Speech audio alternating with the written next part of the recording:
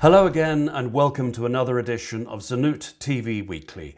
Later in the programme we're going to be looking at the road to carbon net zero. But first we get a roundup of the news with Matt Chilcott. Hello again, Matt. Thanks, Nick. Great to be with you again.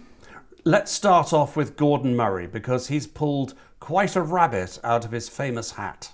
Yes, Gordon Murray Automotive has unveiled its T50 supercar. It will be manufactured in the UK. It will have all British sourced major components as well, so it's a great little story for British engineering and British manufacturing. But Nick, I have to say, start saving. The price tag is £2.3 million. Well, he's not going to start making them for another, 18 months or so, so I figure I've got time to put a few pennies in the bank until then. Absolutely, quite. And I think one of the really interesting aspects of this is the power to weight ratio. It's 100 PS of this Cosworth engine will propel 150 kilos, which undercuts other supercars by about a third. So it's more than just this fantastic British supercar manufacturing story. There's, some interesting technology, but also, the lightweighting aspect, and, certainly something that we'd all love to own, shall we say. Well, let's hear from the man himself. This is Gordon Murray speaking about the launch of the T50. Everything the McLaren F1 gave you from a driving experience point of view has been taken to a new level. With T50, we have rewritten the supercar rulebook.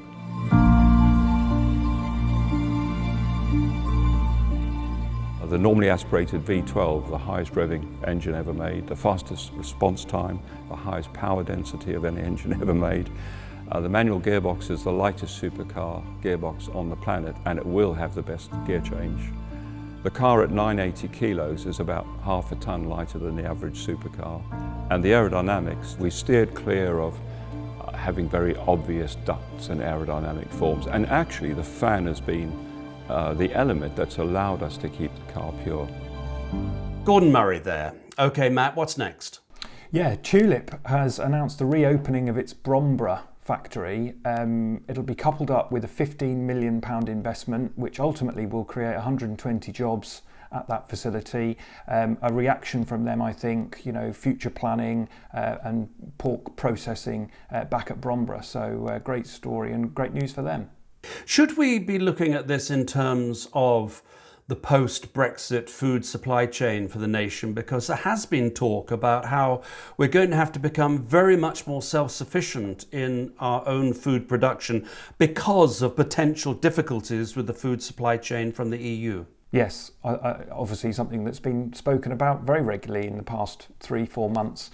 I think, that's absolutely correct. I think there will be maybe closer collaboration with the farming industry and manufacturers. And I think we'll see the major multiples probably react and see consumers wanting to buy British produce. And, if that means we have factory investments, more manufacturing jobs, and we're supporting our farming industry as well, absolutely fantastic.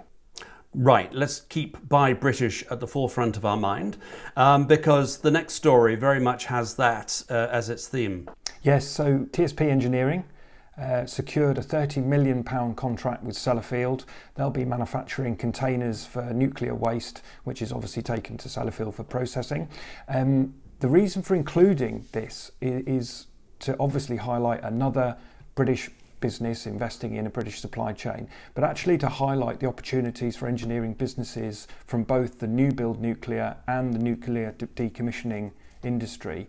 There are some fantastic projects around the country, Fit for Nuclear, which is led by the Nuclear AMRC, and also a group, Nuclear Southwest, which is for the Hinkley Point C nuclear power station that is currently being built.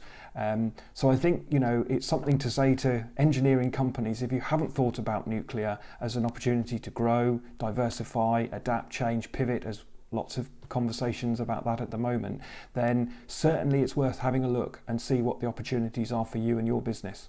I think, if you just Google, or other browsers are of course available, but if you were to do a web search for nuclear AMRC, that's not a bad place to start, is it?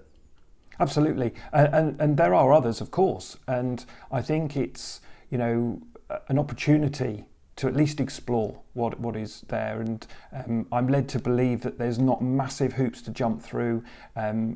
Just because it's a nuclear industry opportunity doesn't mean that you have to have lots and lots of different accreditations. There are different points that you can enter and support the supply chain. So I think an opportunity at the moment, at least, for other engineering businesses to see the sort of contracts that can be won. Of course, not all of them are going to be valued at £30 million, but certainly an opportunity for an industry to target potentially in future.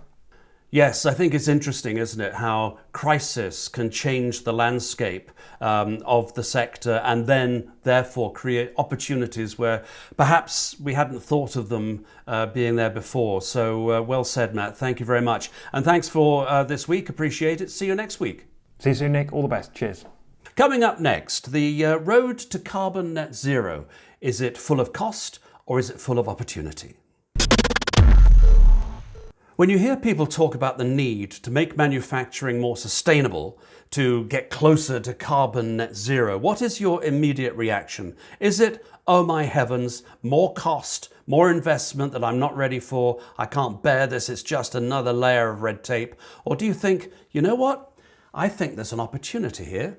Well, my next guest, Rachel Sparkhall, very much saw opportunity. She and the company she works for, Midas Pattern, saw a very large opportunity indeed. Rachel, a very warm welcome to ZenootTV Weekly. Thanks, Nick. Pleased to be here. Thanks for inviting me onto the ZenootTV show. A very great pleasure. Now, Rachel, what has Midas Pattern achieved in terms of achieving its carbon net zero goals? So we believe we're in a position now where we've been able to review the entire process where we manufacture our rim mouldings, and we are now operating the process in a carbon neutral state, which is an amazing achievement to achieve. Well, tell me what that involves. So it involves looking at the way you manufacture your parts, whatever that may be, looking at the machinery, the equipment that you use, the heating and the lighting, and ensuring that they are operating in a carbon neutral state. So we're talking about the way that we use the energy, the type of energy that we use, so ensuring that that is from renewable sources, both the electricity and the gas. And then we're looking at the way that we use energy and the consumption of that energy. So trying to ensure that we use and utilize less consumption of energy, addressing all streams of waste.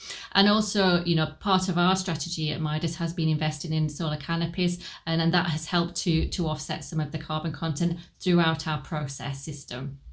So let's just be clear on this. Your processes are now net zero. Does the same apply to your product, or is that a next step? No, exactly. So that will be the next step. That is what we would class as the holy grail. So at this stage, we've ticked the box for process net zero, and now we will then consolidate that process and move on to addressing the product carbon net zero, which is going to be significant because at the end of the day we're using materials that we would use earth chemistry, so carbon that comes from oil, so it's going to take significant research and investment to move on to that stage, but we're certainly going to take steps forward into that area. I mean, nobody could argue with the sort of the altruistic motivation for what you're doing. But in a business sense, what does this mean for your company? Oh, I think there's many benefits, really. I think I break it down into four different areas, really. The first one being employee advocacy. We all as individuals really believe in helping to improve the environment. We've all seen those images of beaches strewn with or littered with plastic waste and the seas covered with debris. And we don't want to feel that we're responsible. We want to see improvements made there. So I think if we can work for a company that is making actionable change and investment, then that's a great thing. And we're going to be proud to work for companies that are becoming more responsible, that are doing great things. And we're going to talk, amongst our friends and family and to the wider community. So I think engaging employees within your business is a great thing. I think that then moves on to your customer network, and it's the same emotional story that you're buying them into. that they want to partner with companies that are doing the right thing, that are, you know, becoming more responsible because they're buying products that ticks all the standard industry practice boxes, that are, you know, compliant, that are cost effective, that are doing the right thing, but are also environmentally friendly. So you buy and bring them into that same journey with you. So your product, so your retention of business is good, but also your potential for winning more business is also there. So there's a commercial benefit. And I think that leads us on to the third one, which is future-proofing your business. We all know that long term, the pressures to reduce carbon content throughout the whole product chain is coming. There are going to be legislation that is going to be driven down where we're all going to need to be accountable for the carbon content throughout our manufacturing businesses and supply chains. So I think by being at the forefront of this change is advantageous. It future-proofs your business in the fact that you're retaining customer loyalty, that they want to work with you, but also that you're not going to be pressurized to make change under duress by legislation or by customers dictating it to be part of their supply chains, perhaps at a time when you're not ready, when you don't have the levels of investment to make or the resources in place. So I think it gives you that competitive advantage from the off. And what about the bottom line? Because that at the end of the day is what counts when you're looking at your annual profit and loss. Absolutely. At the end of the day, as you say, we're all in business.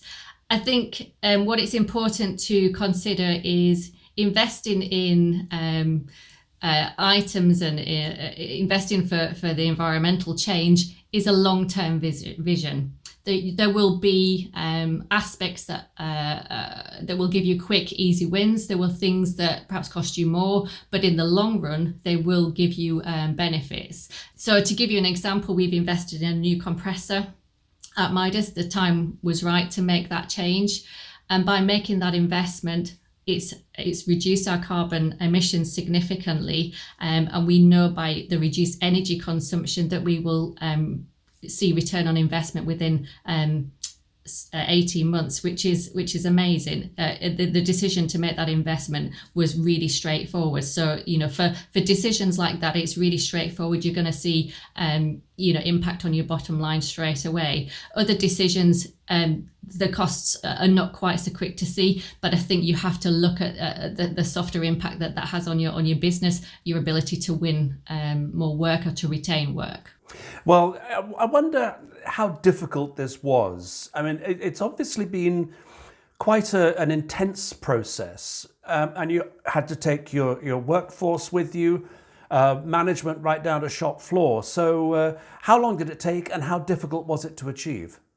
Yeah, I mean, absolutely. It has been a really focused, intense period of time, as you say, you know, and over the 14, 15 month period that we've been on this journey, we have had really good support from our employees because they could see the wider benefit to the environment and the impact that would make on them personally. But they have had to manage change throughout their personal jobs and through the factory processes, whilst working with, you know, their day-to-day jobs effectively. So there has been significant impact on them, but they've embraced that because they could see the greater good for doing that. We've had to basically, in terms of the strategy that we employed, it was taking on a full audit of the business, looking at every single aspect of the process and then deciding, could we do it differently? Could we improve it? Could we reduce the consumption or reduce the waste? Could we do that differently? And then assessing how much resource that would take, what research would we need to undertake, and what level of investment that would take. And we just took each decision step by step and decided at what point could the business handle that, you know, whether we had the resource, at what time of the year we could employ that. Finally, Rachel, tell us a little bit about Midas Pattern and what you do. Yeah, so Midas Pattern is a reaction injection moulding company, and we specialise in working with scientific and high-tech companies who are looking to enshroud their science and tech with stylish and robust mouldings.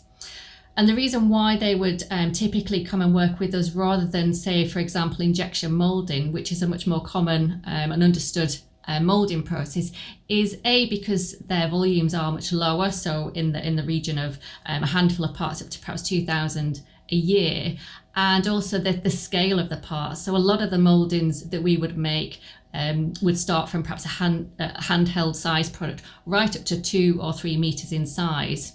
And so a lot of the time, if you were to go to injection moulding, it would simply be prohibitive for these types of products due to the size and the volume. And also a lot of the products that we're working on are very novel, they're new, disruptive sort of science that's coming through. So our process enables them to get to market for a much lower investment, much lower risk, and we can support them with these very early volumes that they need to actually get product out into the marketplace. So we literally will actually take them through from prototyping, help them with design for manufacture the tooling on site with our own CNC equipment, manufacture the mouldings, and then take them right through to finish mouldings and assembly if required. So really helping them from start to finish. Well, Rachel, it's been lovely to learn about your company, and even more to learn about how you've achieved this excellent goal of process net zero. Good luck in achieving product net zero. Keep us posted.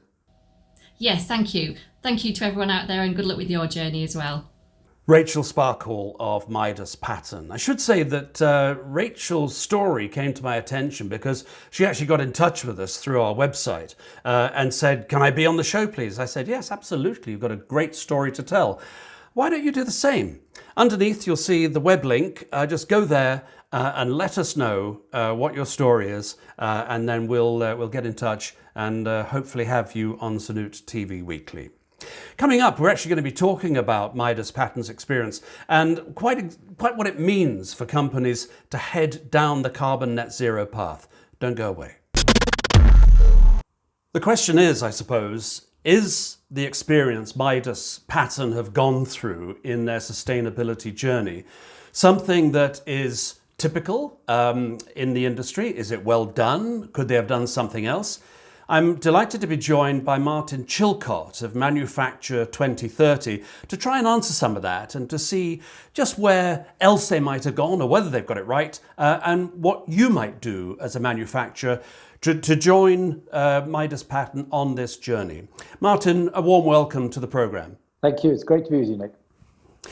So, you've heard their story. Midas Pattern have reached process net zero, aiming for product net zero. Do you believe that they are typical of what's going on in UK manufacturing at the moment? No, I wish they were. We wouldn't have the challenges on our hands, would we, with our global footprint if they were typical. They are definitely pioneers.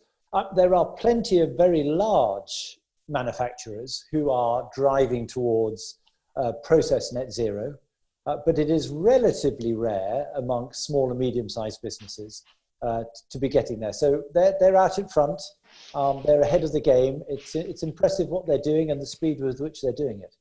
I thought one of the most impressive bits, and of course, bottom line is everything, ROI, etc., etc. But she said at every level, the positives of doing this significantly outweighed any of the input costs in terms of effort or money. Yeah, well, it is always the case. The business case now for accelerating your eco-efficiencies in the manufacturing context is undeniable. The value stack, to use the jargon, the number of different ways in which value is added is extremely strong. So, you can start with your customers, aligning your values and your efforts, your mission with your customers, where that is important, must be right up there. But just in the pure cost savings, the return on the cost is a multiple return figure in nearly all cases. And there are, when it comes to process carbon neutrality, there isn't a lot of necessarily high capital expenditure you need. Most of it is doing small things much more efficiently. Lots of small things like they have done, some upgrading of equipment, but in nearly all cases, the financial return on investment is really quite quick. And then, of course, you have how it impacts staff, how it impacts productivity as a result of that. Yeah, at every single level, there is a gain to be made. So I'm not surprised that's their experience. I've never come across a business yet where the business case doesn't stack up. Now, your business, Manufacture 2030, clearly has its mission statement written in its name, but perhaps you could just elaborate it on a little bit more and tell us what you're doing to help UK and global manufacturing achieve the goal that has, as I say, virtue at its cause, both for the companies involved and, of course, for our planet. So Manufacture 2030 has a software as a service platform called the Bee, sits in the cloud, and thousands at the moment, coming up to, it's about 1,000 factory sites around the world use the platform in order to capture their existing wastewater energy carbon footprint in their processes, and then build a reduction or an efficiency plan based on hundreds of best practices that we have that can be customized to the type of manufacturing site you are, the size you are, what you're making, the processes that are your hotspots. And then you have there are some tools that help you manage those projects. And so it could be things like compressed air leak inspection programs that you have to do every 6 months, and so forth and so on. And it enables you to plot out a reduction in the energy, the carbon, the waste, and the water from your operations on a particular site. And it's managed by the site team. And it also rolls up into supply chain. So we have a lot of large supply chain owners, large brands like Honda in the US, where 700 of their suppliers are being asked to use the platform so that Honda can support those manufacturing sites in reducing their operational carbon footprint. Exactly the same sorts of things that Midas did. And what we've seen is that in the UK, there was a great study by Cambridge University by Professor Steve Evans and his team there, which showed that on the average UK manufacturing site was improving their efficiency, resource efficiency, non-labor resource efficiency at about 1% per annum. Sometimes it went up to 2%. That's about the average annual figure. Whereas best in class operate at 6, 7, 8% per annum. So if you're operating at 7% per annum, you're halving the resources, the energy, the waste, the water, materials coming into your plant to process and produce product every 10 years. I mean, it's an extraordinary competitive advantage if you can get to that level. And so I won't claim we get all the factories using our site to 7%, but we certainly move them from the 1, 2% to the 3, 4, 5. And some of them in the early years, when they've got lots of catch up to do, really do make dramatic improvements. Would Manufacture 2030 been able to work with a company like Midas Pattern, or you mentioned Honda USA? I mean, that's big time. Is this something that can apply to SMEs as well? Well, so Honda don't use it for their own factories, they use it for their suppliers. So it's their suppliers who are using it, and a very significant number of those are sort of the size of Midas. So there are some big ones as well, like Lear Corporation, who make all of their interiors.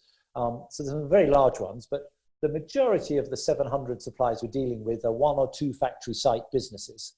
So absolutely like Midas. And the kinds of things that I saw in the Midas report and case study were exactly the sorts of recommendations and best practices that the site can help you with. Yeah.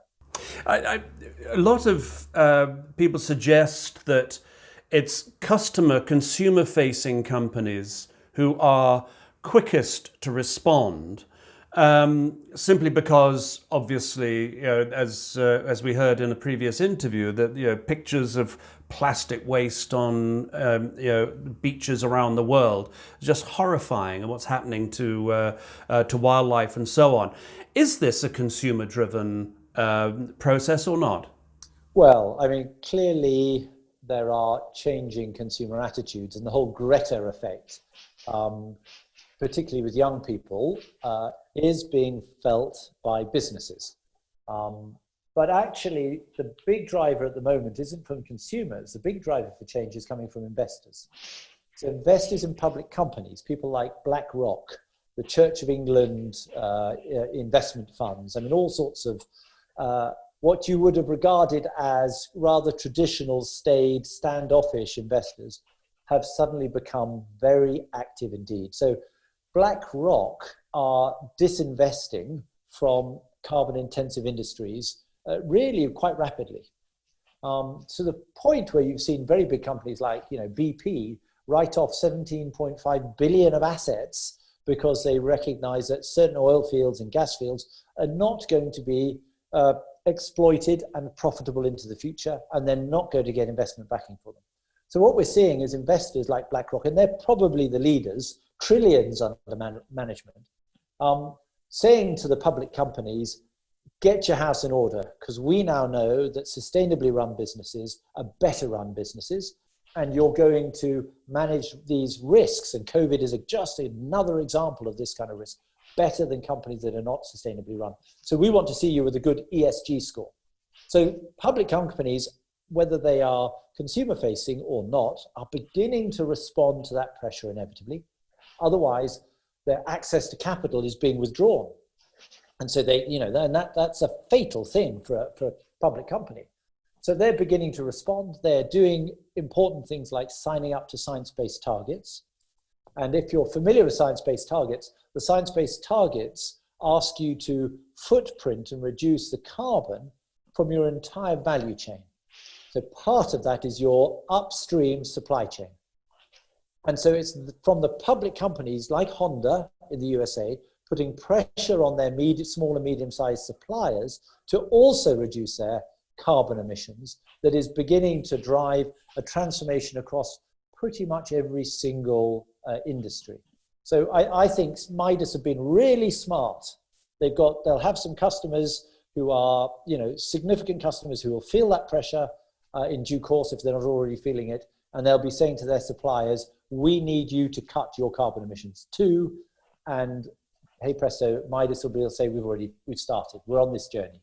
It's a virtuous, as I've used that word virtue in this interview a couple of times, but it is a virtuous cycle, because it does mean that a company doing this on its own, eventually everybody will benefit, and everybody by getting involved is going to benefit from this. And Martin, you're right there in the middle, helping drive this net zero revolution. Well, very good. Very many thanks for being with us, and enormous good luck with the project.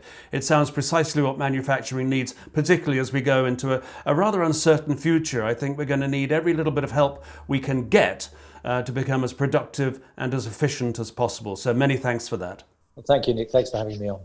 Martin Chilcott of Manufacture 2030. We're going to be hearing a lot more from Martin, because there's so much more we can do as a sector to become more sustainable and therefore more profitable and more resilient. That's it from this edition of ZenootTV Weekly. I hope to see you next time. Goodbye.